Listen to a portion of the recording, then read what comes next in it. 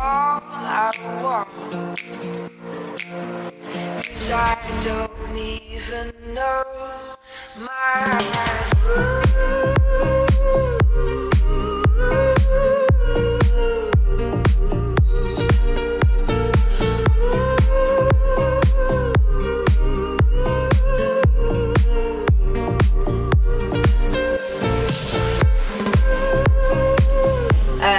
Par la suite, je vais vous emmener dans le laboratoire et je vais vous montrer justement un petit peu comment on réalise nos produits, nos infusions et nos techniques. Mais pour le moment, je vais vous réaliser le cocktail. Vous allez voir, c'est assez simple. C'est fait au verre à mélange pour être dilué doucement et servi sur un gros glaçon. Ok, bah on y va? Allez. I don't wanna hurt you too. Alors, je vais vous préparer le cocktail umami sans champignons qui fait donc partie de notre concept de menu 2020. Donc, ce cocktail il se réalise dans un verre à mélange. Voilà. Donc, umami sans champignons, comme je vous l'ai dit auparavant, on utilise donc nos pré-batch. Donc là-dedans, j'ai les alcools qui font partie de mon cocktail qui n'ont pas été modifiés ou très peu. Il y en a un seul qui a été modifié, c'est le rhum que j'utilise avec lequel je fais ce qu'on appelle un fat wash. Le fat wash, je vous expliquerai juste après comment on le réalise, mais dans tous les cas, ça n'a pas d'impact sur l'alcool lui-même. Donc si je mélange le rhum avec mes autres alcools qui sont donc de la blanche de Normandie et du skinos qui est une liqueur à base de sève d'un petit arbuste en Grèce. Ces alcools là, les uns avec les autres, ne vont pas bouger et donc vont rester stables, et donc c'est ce qui nous permet de faire des batchs en grande quantité, et quand il est l'heure de servir, on peut tout mettre ensemble d'un coup dans notre jigger. Donc je vais verser 35 ml de mon pré-batch dans ma bouteille, dans mon verre à mélange. Et ensuite je vais utiliser donc une autre bouteille qui elle doit être conservée sur le côté parce que c'est du vermouth blanc infusé, dans lequel on infuse du comté, qui est donc du fromage. Le fromage ça bouge, le vermouth blanc aussi du moment où on ouvre la bouteille, donc c'est quelque chose qu'on doit garder sur le côté. Si on mélange avec les autres alcools, tout de suite ça fout le cocktail en l'air.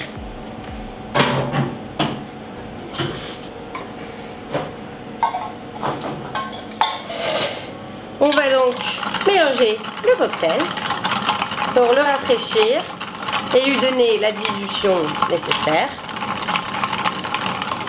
Alors après, ça vient avec le temps. Plus on pratique et plus on sait quand est-ce qu'il faut s'arrêter et quand est-ce que le cocktail est plus ou moins donc assez dilué. Et voici.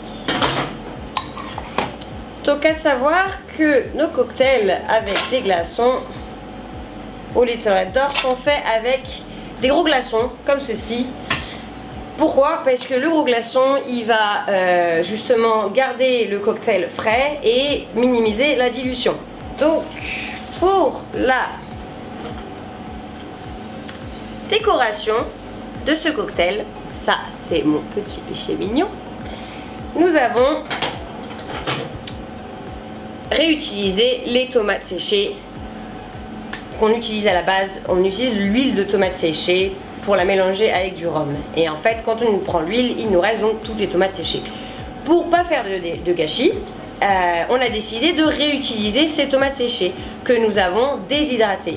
Donc on les a mixées, on en a fait ce qu'on appelle un cuir, on les a déshydratées et ça nous fait donc cette petite crêpe de tomates séchées sur le top de notre verre. Voilà, il faut savoir qu'en fait l'association entre la garniture, la décoration et le cocktail est délicieuse. Pourquoi? Parce que ce petit cuir de tomate est très umami et donc ça vous fait vraiment saliver, et le fait de boire le cocktail derrière, ça vous donne encore plus cette sensation de umami. Voilà, umami sans champignons. Just with me, I know.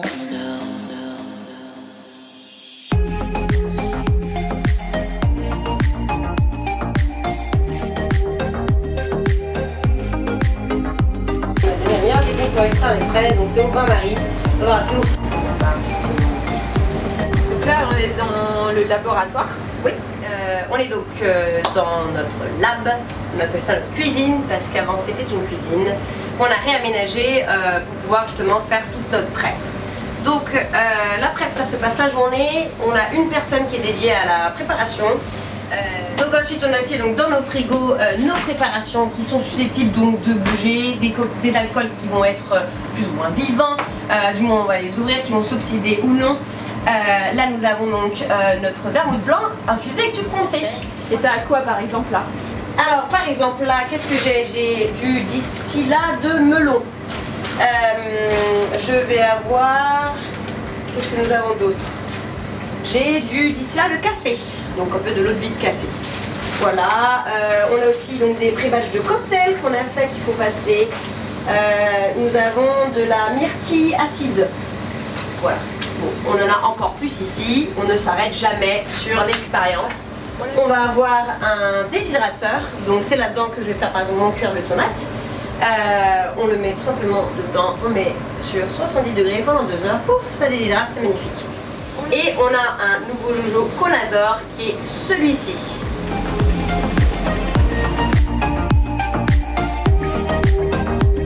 Donc celui-ci, voilà, ça c'est un rotovap, un roto-évaporator. Donc en fait c'est un peu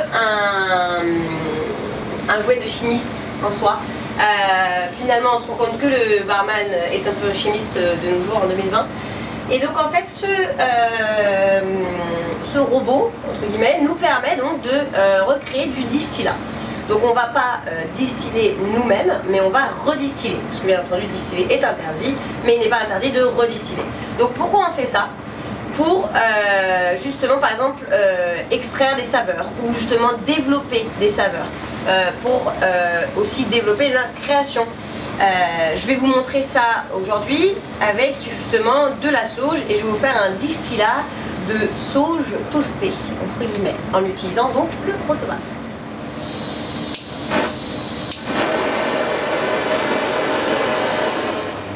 Alors, on va prendre de la sauge fraîche qu'on va mettre dans notre petite casserole et cette sauge, on va la toaster.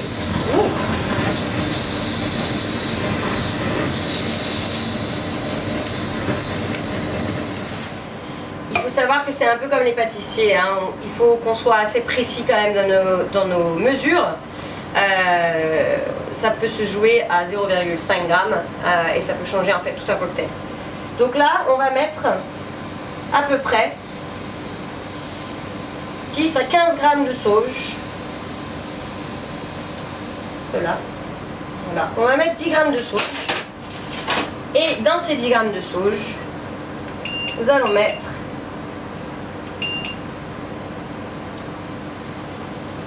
500. Donc, on va distiller cette vodka qui est à 40 degrés, 40% d'alcool. On va la distiller avec la sauge.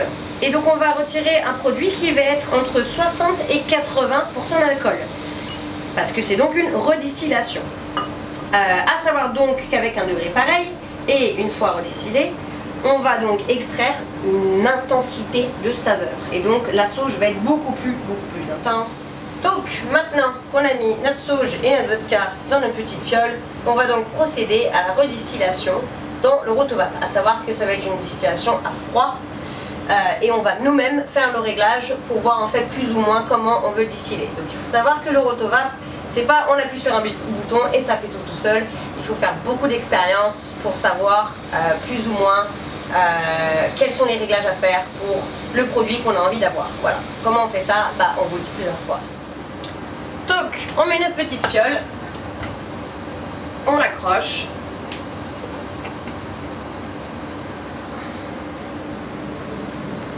On a encore une autre machine qui elle justement va faire le liquide de refroidissement à moins 10 degrés. Le liquide de refroidissement il est là, il est rose, il est mignon et vous pouvez le voir là, donc les tuyaux sont tout congelés et c'est ce qui va nous permettre donc de passer l'alcool. L'alcool va passer dans ce petit tube où à l'intérieur il y a le liquide de refroidissement qui va faire exactement le même principe que la distillation. Ça va transformer la vapeur en liquide qui va retomber et pouf, nous allons avoir notre distillat là-dedans. Donc on descend la petite machine. On est bien, j'ai fini mes barres, j'ai mis mon RPM, tout ça c'est prêt et là maintenant je fais start. Et ça démarre.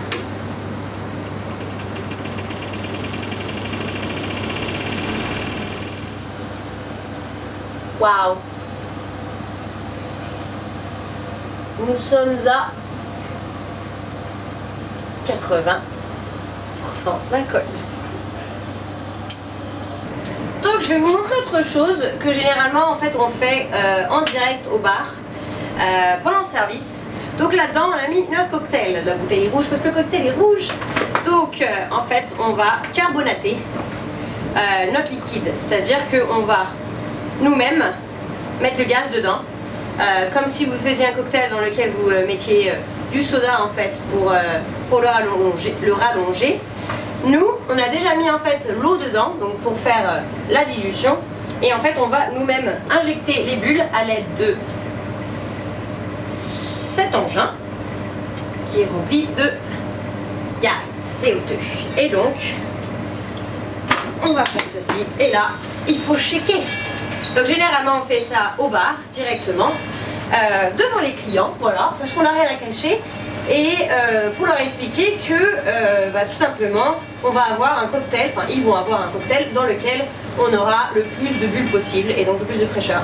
À savoir aussi que quand on met du CO2 dans un cocktail, ça va accentuer l'acidité du cocktail. Et donc c'est quelque chose à prendre en compte quand on fait notre recette, parce que si votre cocktail est déjà trop acide de base, si vous mettez du gaz dedans, ça va le rendre encore un peu plus acide. Et voici, et le cocktail est prêt à être envoyé. I'm just trying to be alright.